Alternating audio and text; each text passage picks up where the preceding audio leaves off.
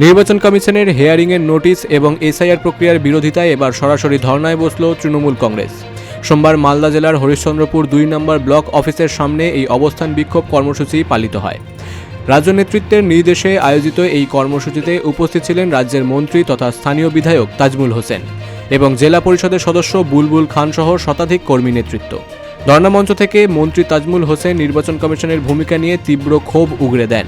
জেলা পরিষদের সদস্য বুলবুল খান এক বিস্ফোরক অভিযোগ দাবি করেন, হরিশ্চন্দ্রপুর 2 নম্বর ব্লকে বিহার থেকে এমন কিছু অবজারভার নিয়ে আসা হয়েছে যারা বাংলা ভাষা বোঝেন না।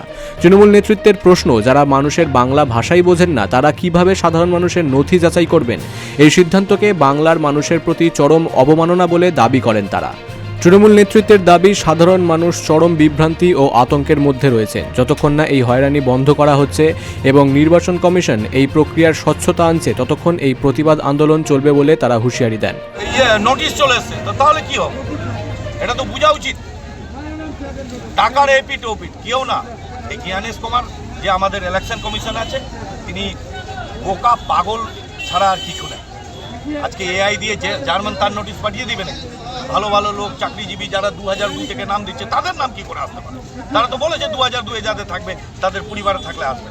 সবারই তো আছে, তাহলে কেন এই হ্যারাসমেন্ট? কে নয় এই ভোগ আছে? তাদেরকে জবাব দিতে হবে, আর বাংলা 26-এ জবাব দিতে হবে। অবভিয়াসলি আতঙ্কে আছে। আজকে আমরা হসপিটালে ভর্তি আছে মমিন আলী, তার পরিবারে 2 জন ছেলে বাইরে থাকছে। তিনি পয়জন খেয়ে নিচ্ছে, বাঁচবে কি বাঁচবে না খুব শোচনীয় অবস্থায় কিন্তু এখানে পড়ে আছে। মহিলা 2টো আমি যে দেখে আসলাম। তাহলে এই অবস্থায় কি হবে? মানুষ তো আতঙ্ক হচ্ছে বলেই তো সুসাইড কেস হচ্ছে আজকে বাংলায়।